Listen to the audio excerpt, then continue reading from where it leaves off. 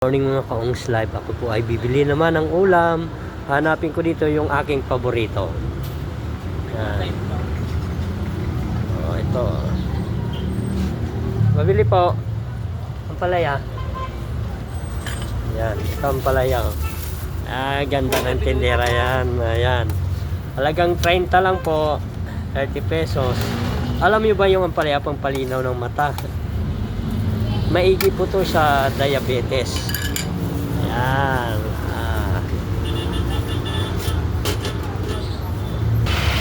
Mga kaungs life, ito na po yung aking ulam na ampalaya.